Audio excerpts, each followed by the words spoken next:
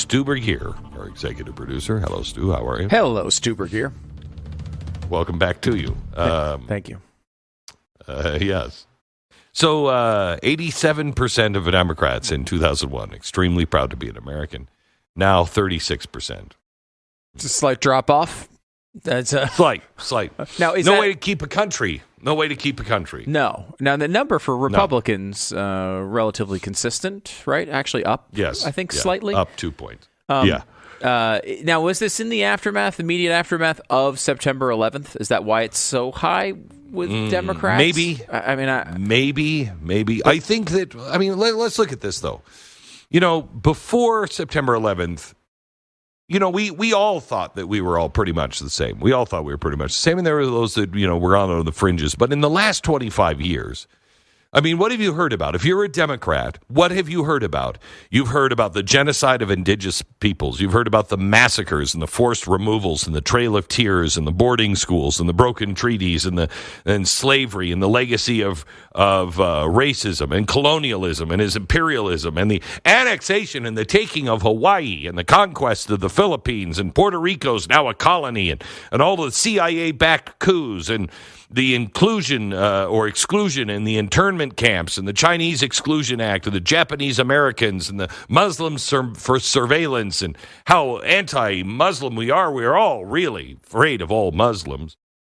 The anti-labor repression, the Ludlow massacre, COINTELPRO, the labor organizers and civil rights activists that have just been oppressed the whole time. And women were denied their vote until 1920, and there were restricted roles in the workforce and politics and reproductive rights and all of what did we do on HIV? We did nothing on HIV. And homosexual rights, my gosh, we're still throwing people off of buildings if you're a homosexual, and trans, don't even get me started with trans. And then the environmental exploitation. The rivers that have been set on fire, the poisoned communities. Look at Flint, Michigan, and the land is stripped for profit. Now we want to sell our own national parks. And the medical racism, the abuse, and the Tuskegee experiment, and the forced sterilizations, and the racial bias in healthcare that's still evident today, Suppression of dissent with the Palmer raids and McCarthyism and the surveillance of civil rights leaders and the protest criminalization. You can't even go out now and set any fires on the streets without being deemed a radical or revolutionary, and they want to throw you in jail just for breaking into a Macy's. And capitalism, it's nothing but an exploitation. Capitalism inherently generates inequality and alienation and commodifies every human relationship. The state is nothing more than a tool of class denomination, and the police and the courts and the military, all they do is protect the elite interest, not the public welfare. They're against you, be afraid of the police. And private property and wealth is just hoarded by the wealthy. Their inherited wealth, the land monopolies, the billionaire class accumulation it's just fundamentally unjust. And then we have a two-party system. It's nothing but an imagined illusion. Real power resides with donors, lobbyists, unelected bureaucrats, the military, permanent war economy, the prison industrial complex, the gender and patriarchal control, the surveillance capitalism, and don't even get me started on the genocide, the climate genocide. That's all you've heard for 25 years. That's all you've heard. And some of that stuff is true. Some of it is true. But tell me, where is the perfect nation? Where is the nation that is better than that? Where is the nation that has corrected itself over and over and over again? We've been told over and over about how bad America is, how America is just broken. Let me ask you, what would your life be? How different would your life be if America hadn't existed? Because you live in a world now that America built. Not alone, not uniquely, but decisively. Decisively, we changed the world forever. and in many good ways. You know, you've grown up only hearing the sins. Can you pause for just a minute today? Just a minute. Because the nation's story is not propaganda. It's proof. Yes, it's brutal. Yes, it's flawed. Yes, it's ugly. Yes, it's undeniable. But there's also some undeniable truths. That one country rooted in liberty reshaped the planet, yes, for good. I mean, most people likely think World War II was just a foregone conclusion, if they even studied it, if they even know who Hitler was, if they know what the difference between fascism in 1930 and fascism today. It wasn't a foregone conclusion. Without America, Hitler wins. Japan keeps the Pacific. Fascism becomes the dominant force of the 20th century. Oh my gosh, we just went over and all we tried to do was just kill the Japanese. We just wanted to vaporize the Japanese. Do you know what the Japanese military did? They were worse than the Germans, but we never focused on that, did we? America mobilized faster, produced more, fought longer than anyone else. We built more tanks and planes than the Axis combined. We led the invasion that broke the Nazi grip. We dropped food as well as bombs. Did you know that? We did something even rarer. We didn't conquer. We rebuilt. And while communism tried to replace fascism, we were the ones on the front line and stood our ground again. For 45 years, we held the line. Not with brute force alone, but with ideas, with culture, with freedom, with genes, with music, with hope. If you think communism is great, talk to somebody who lived under communism. You've been lied to your whole life. Your school, while you say America has just indoctrinated people, try your school. Try your university. Question things. Why do you question power, but you don't question the power of the university?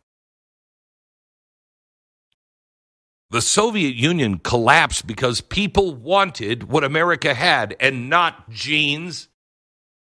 They wanted freedom. They wanted the freedom to express themselves. They wanted freedom to be able to create their own music, to live their own life, to buy the things they wanted, to own something. Do you know that before America's rise, extreme poverty was the norm? Extreme poverty. Kings had jewels. Nobody else had jewels. You had dirt. And you didn't even own that dirt. And then came the engine of capitalism. It pioneered, it scaled, it was exported by the U.S. Yes, we did export capitalism. Oh my gosh, that was just nothing but exploitation. No, it wasn't. It was innovation. It was supply chains, trade routes, machines, markets, standards. It was also charity. Over 1 billion human beings lifted from starvation-level poverty.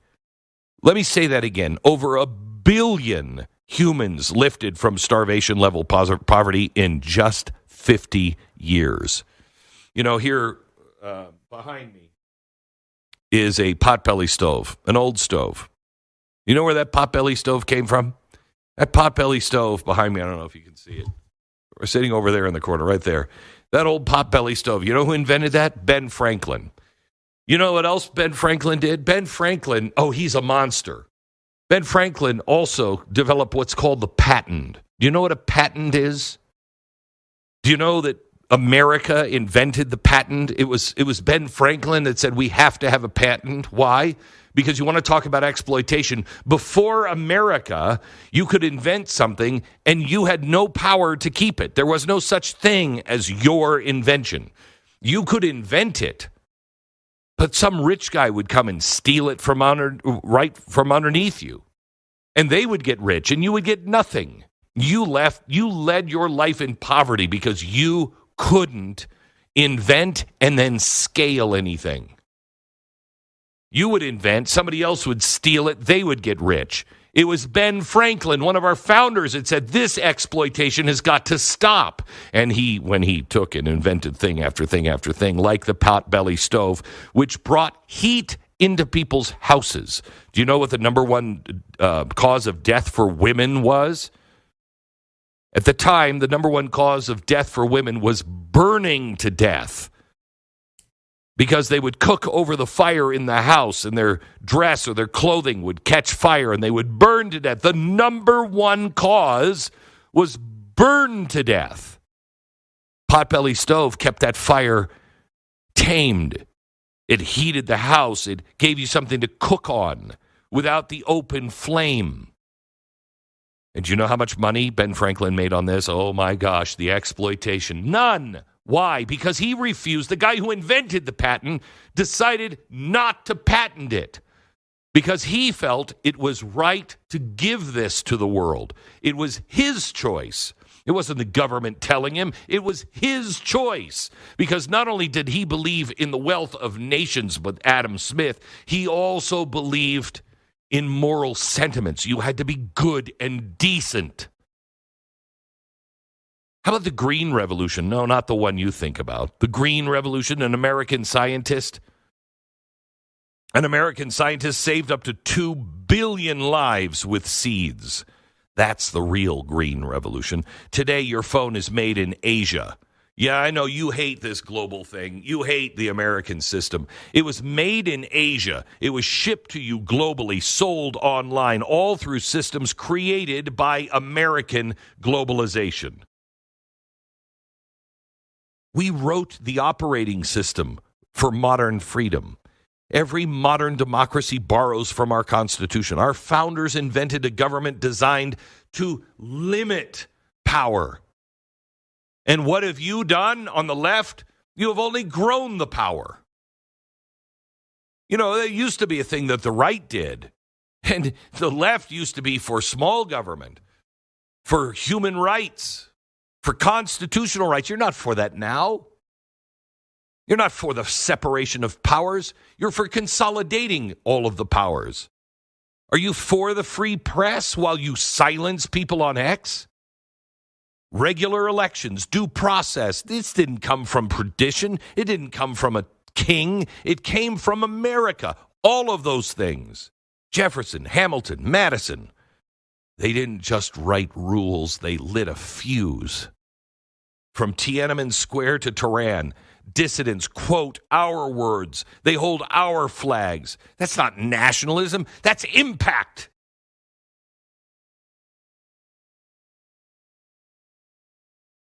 You are told today we never walked on the moon, and you think you're educated? Talk to somebody about the mirrors and the laser systems that we have on the moon now. How'd they get there? What movie were they put in? Americans made this happen. You're online today because the Pentagon that you hate so much built the internet. You carry a supercomputer in your pocket because of the moonshot and Silicon Valley. You know the phrase App Store, cloud, AI?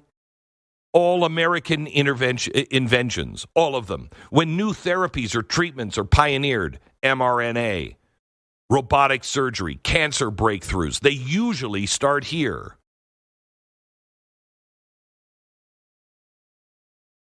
And I'm just getting started. 10 seconds. In just a minute, let me come back to you. Let me do 60-second commercial, and then I'll come back to you in 10 seconds. First, you want to fix your day? Start with your night. You and I both know what it's like to feel when you wake up exhausted. You hate that. You drag through the morning, you lose focus in the afternoon, then you crash only to toss and turn all over again. It's a cycle, and I hate it. It's why the makers of Relief Factor created Z Factor. It's a natural, non-habit-forming sleep supplement that helps you fall asleep faster, stay asleep longer, and wake up feeling actually rested, not groggy, not foggy. You know, no need to be in a wrestling match with your mattress every night. One good night of sleep could change your entire outlook. But I want you to imagine a week of good sleep, a month of good, 6 months of good sleep. That could happen, and it'll change your life forever. So If you're tired of staring at the ceiling, waking up at 3:17 a.m., counting the hours until you have to pretend to function, try Z-Factor. Rest like you mean it. First-time Z-Factor buyers will enjoy 46% savings, just $19.95. Visit ReliefFactor.com or call 800-4RELIEF. 800, the number 4-RELIEF. 10 seconds, back to you.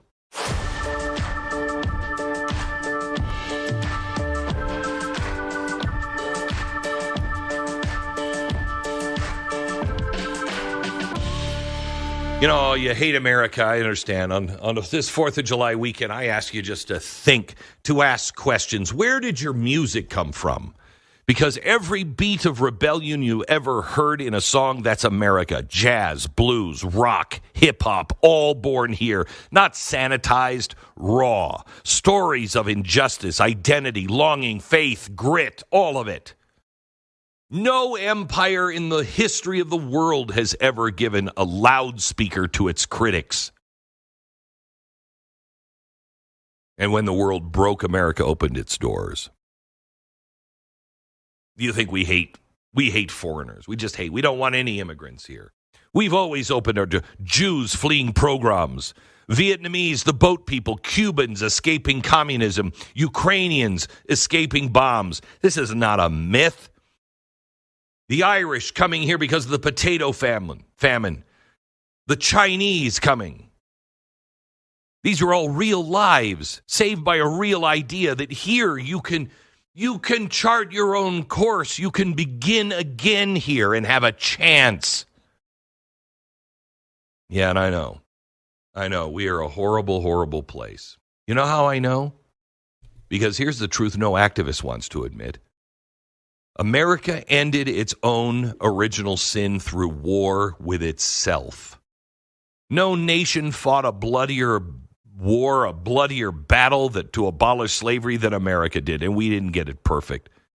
But we got better. By choice, not by conquest. By choice. And unlike many other nations, we didn't bury our sins. We faced them. We faced them. It might take us a while, but we faced them. Tell me the other countries that tear themselves apart like we do just to be better. The Civil Rights Act, the voting rights, fair housing. These were all laws not won by a coup, but by principle.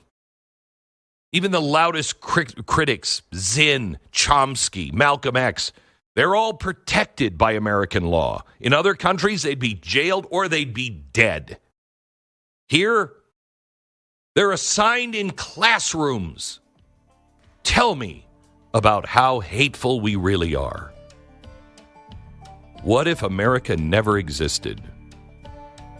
What if it never existed? Germany and Japan are fascist empires. South Korea is nothing but a gulag. There's no internet, no moon landing, no iPhone. The world doesn't know the word freedom. They only know the word order. You didn't grow up with rights. You would grow up asking for permission. Final thought on this next. This is Glenn Beck.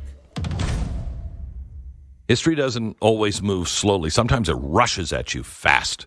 Prices spike, currencies shake. Politicians make sweeping decisions that ripple through the markets before you've even finished your first cup of coffee. If you've ever looked around and thought, I'm not sure my retirement plan is built for this, you're not alone. And that's where Lear Capital comes in. They help people diversify into physical gold and silver. Not all of it, some of it. Real assets that hold value when everything else feels like it's up for grabs. And then they make it easy. Whether you're looking to roll over a portion of your IRA or you just wanted to get started with just a few ounces, Lear Capital can walk you through it step by step. Gold's never been worth zero. Never. Can you say the same for the stock market? In a world that's moving fast, maybe it's time to own something that stood the test of time. Please call Lear Capital today at 800-957-GOLD, 800-957-GOLD. Get your free $4,200 gold report. And when you call 800-957-GOLD, ask about getting up to $15,000 in free gold or silver with qualifying purchase. 800-957-GOLD. Call them now, 800-957-GOLD. Something new is coming that's not only going to change history, but also the way we learn about it. You can follow along at glennbeck.com.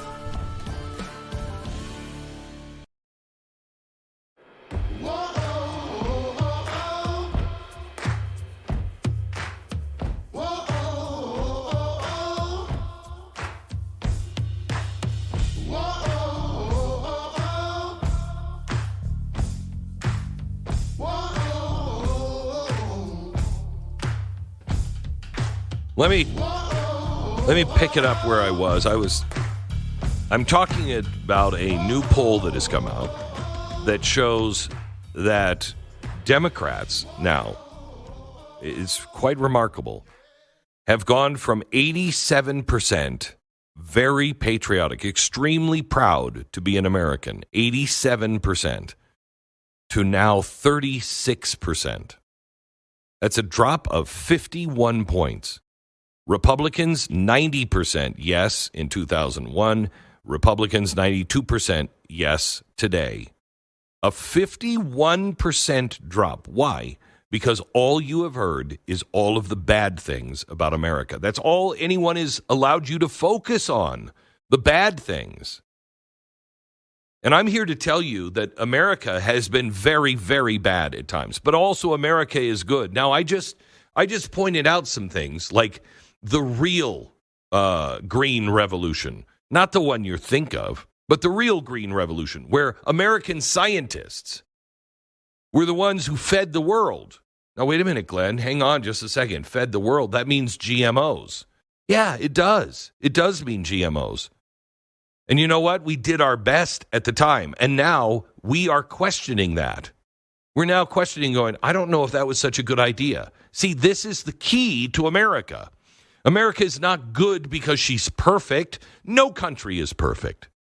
We are certainly far from perfect. But it's good because it's capable of self-correction. It paid in blood for people it would never meet. Because it fights its own darkness all the time. It keeps the light on for others. The left has only taught you America's sins. That's it. And you should hear them. And I can outdo any of those on the left. I'll tell you stories about America that will make your hair turn white. Look at mine. Why do you think it's white? I'm actually 23 years old. I just know the stories of America. But I also know the good stories. You should hear the bad stories, but don't stop there. You should hear the good, the bad, and the ugly. You deserve the full truth. This broken, striving, maddening republic changed the world, and it still can for good. It gave you the life you live right now. America didn't just happen to history. It made history. And it's worth knowing why. There are things that you don't even understand today. I don't even understand today. You ever heard the phrase, hey, don't throw the baby out with the bathwater? Do you know why that is? I can't even understand that. Don't throw the baby out with the bathwater. Why would I throw the baby out with the bathwater? Because when people used to take baths, the water would get so nasty and dirty. It would start with dad because he was out working all the time. Then mom would take a bath in dad's water. And then the children would take the bath. And there was usually 8 of them. And then the baby would take the bath. The last one to get the bath would be the baby. By the time the baby was in the bath, the water was so nasty and dirty that you just dump it out. You couldn't see anything in the water because it was so nasty. And you don't. In other words, there might be something good in there. You just can't see it. You live in a world where you don't even understand that phrase. You don't even, you know why? Because we have indoor plumbing and running water. Do you ever wonder why they don't have it in China? You ever wonder why they don't have it in Africa? You ever wonder why it is all throughout the Western world? Because the Western world had standards, and I don't mean hygiene standards. We had standards for safety. We had standards for plumbing and electricity. We built these things, and then we created the standards. And because we had law and order and people just weren't just breaking into stores because I got an axe to grind. And because there was relatively equal justice compared to the rest of the world. That's the important part, compared to the rest of the world. We had standards and we could build where everyone else was just trying to survive. So this July 4th, this Independence Week, I would suggest you spend more time thinking about what your life, as you're eating that hot dog, yeah, you can think, I wonder if there's a tooth in this hot dog, or you can think, my God, look at the system that is bringing all of this food to my table. Have you ever thought, do you remember, I'm 60, I'm just 60. I remember a time when you didn't get strawberries in the winter. You didn't have year-round seedless watermelon. You had seasonal fruit. What was in season? I'm 60. 100 years ago, most people didn't have fruit. They didn't have electricity. They didn't have running water. And look at the world today. Do you think that just happened? Before you burn this system down to the ground, before you start to say, I want to give the means of production to the people because communism is swell, maybe you should ask, how swell is it over in former communist countries? Russia. How swell is it in Venezuela? How swell is it in Cuba?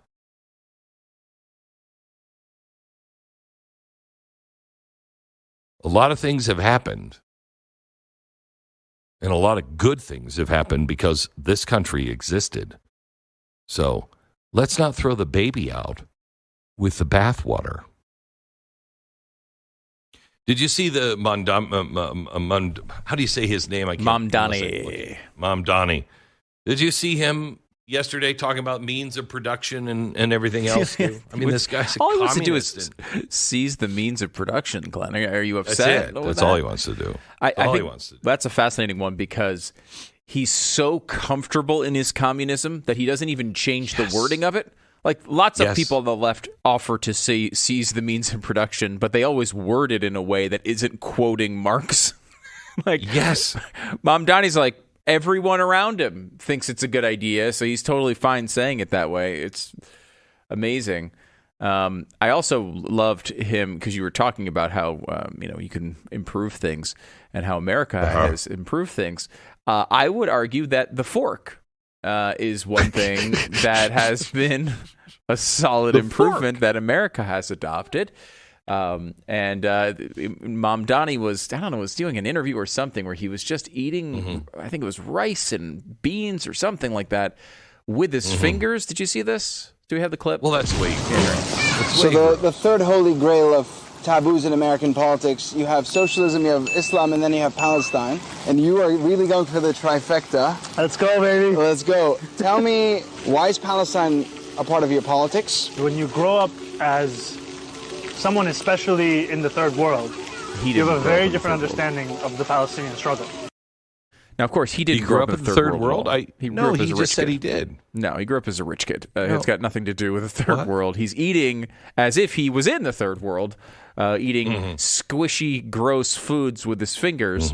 And it really, honestly, socialism, Hamas, less offensive to me than his eating style. I would.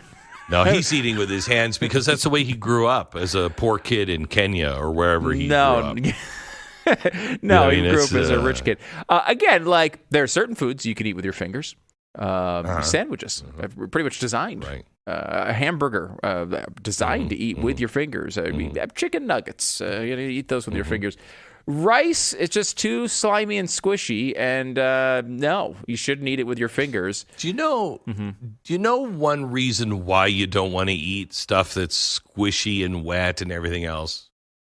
Is because the stuff you have on your hands, it might have been around squishy and wet stuff earlier in the day. And right. You just don't want that on your food. I mean...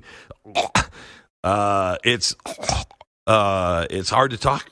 It's hard to talk about, but you really, there's another thing. There's another thing Western culture brought to the fore. And you know what? You know who's really good at it? Jews. wash your hands. You know why they didn't have, the plague didn't hit them as much as everybody else? Well, it's because they invented the plague. Or they knew wash your hands all day long and wash your hands before you eat. We didn't know that. Nobody knew that. And now we want to hold up a culture that says, oh, yeah, just, you're out here on the street. You're just buying street food and just take some of that and then eat it with your hands. Because what could have possibly gotten on your hands before you were in the streets eating the street food with your hands? I mean, Glenn, we used to work in New York City. Just walking through there, the air that hits your hands is more toxic than anything that happened in Chernobyl. Do you remember? I was very proud of myself. I could get from Radio City Music Hall to Time Warner on the subway without touching anything. You remember that? Yes.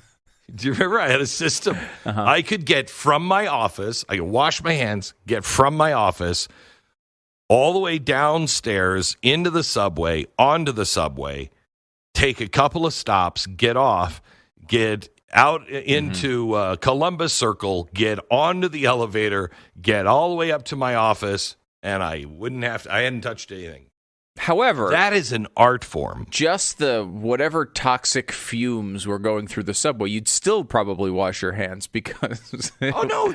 You mean the guy who was really, really sick that was standing right next to you, going? Yeah. That guy? You mean there might be something? No, I wanted to eat. I wanted to go right up to the cafeteria and just eat with my hands. Yeah. No. Well, you watch the video, and the video is actually like legitimately gross to watch. But like as he's eating this stuff. He's like, if you put your hand in if you figure like there's a bowl of like egg yolks, right? And you put your fingers in the egg yolks, right? And you took your hands out, like they'd be on you, and you'd like have to, you'd almost like shake, you'd want to shake off what was on your hands, right? That's what he's doing as he's eating. Like, because all the stuff is on the sauce and the rice, and it's on it. He's just like even he knows it's awful. Stop. And like, there was probably a time where this was the best way of doing things. Now we have forks, okay? Now we have spoons. Now we have all sorts of different things that make that process. Who are you to say that one culture is better than the other? One culture is better than the other. That's how I said it right there. I just said it. Our culture's awesome, easy. And I don't apologize for it. Don't feel bad about it. Don't feel like I need to apologize for it. And if you don't like it, you want to eat with your hands, go live where they eat with their hands. You want to eat with your hands in your home. I don't really care. Yeah. But don't try to tell me that is better than everything. Don't try to tell me that America is a horrible place that has not brought any kind of anything but human suffering. All we've done is human suffering. Forks. Don't. Okay. You're ignorant. Yeah. Human suffering. How about forks? To remind you about forks. Okay. All right. Thank you for boiling it down to the important stuff. Now let me tell you about our sponsor this half hour. It is a Legacy Box. Digging through your attic and. You ever feel like an archaeologist? You go through, oh, wow, old ski goggles. I remember those. Got to save those. High school trophy with water damage. Single rollerblade. Don't know what happened to the other one. Then buried deep in a box, you find the good stuff. The tapes, the old family films, the photos from before any of us had a camera in our pocket. But here's the problem. Those memories, they're fading. The tapes, they deteriorate. The photos discolor. The machines that play them break down. I don't even have some of the machines on some of the tapes that I've had. I don't even know what kind of machine that was that recorded that. Legacy Box is there. And if you send them your old media, tapes, reels, prints, they digitize it all by hand right here in the U.S. They send everything back to you, the originals, and then they send everything back to you on a thumb drive or the cloud or both. The quality is excellent. The process is super easy. You don't just preserve memories, you resurrect them. So if you've got a box full of history gathering dust, open it up. Let Legacy Box help bring it back to life. Right now, they're offering 50% off. So if your attic's full of family history, it's time. Go to legacybox.com/Beck. Claim 50% off. That's legacybox.com/Beck. Preserve your legacy with legacybox.com/Beck. The media is peddling slop these days. Better stay sharp or What is you might end up taking it on the chin. Well, that's just nasty. Glenn Beck is back in a sec.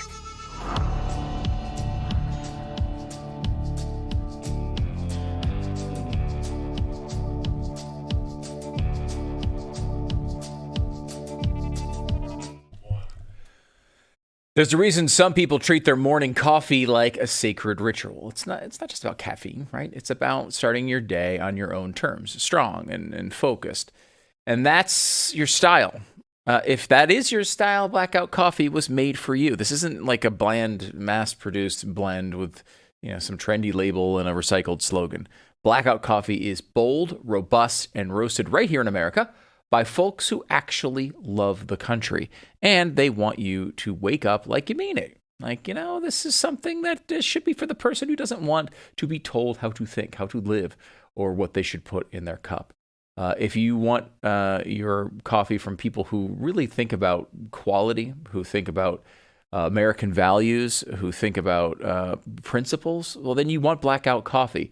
This is what makes them different. It's what makes them better. If you're tired of weak coffee and weaker companies, Blackout Coffee is standing by. They brew a cup that actually lives up to what they say, what they promise.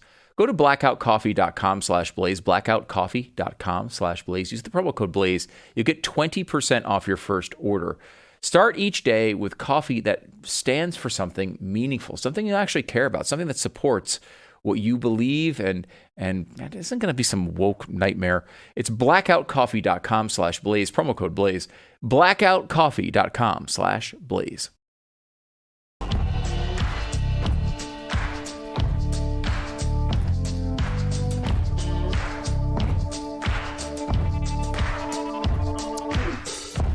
Well, Stu, nice to have you back. Now I'm leaving tomorrow. We're like ships passing in the night. I just don't know what happened to us. What happened to our relationship? I know. The kids have moved out, and now it's just the two of us rambling around in this big old house. We should take line dancing lessons together. I think that would bring us. That's how you solve a problem like that. It's funny. Stu and I have been together longer than we've been with our wives. It is sad and it's as sad. Revolting as Mamdani's eating style, but yes, it is true.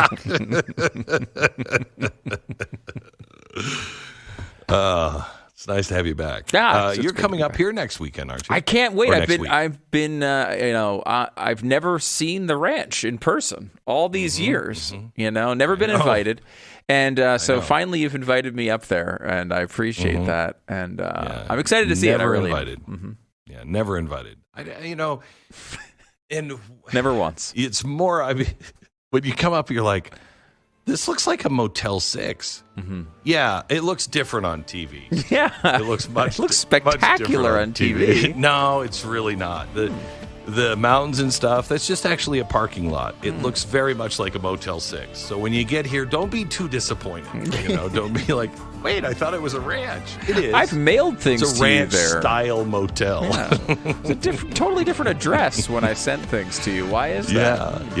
Yeah. Don't pull that. Don't pull that. I've never given you the address. You have no idea what the address is. This is Glenn Beck.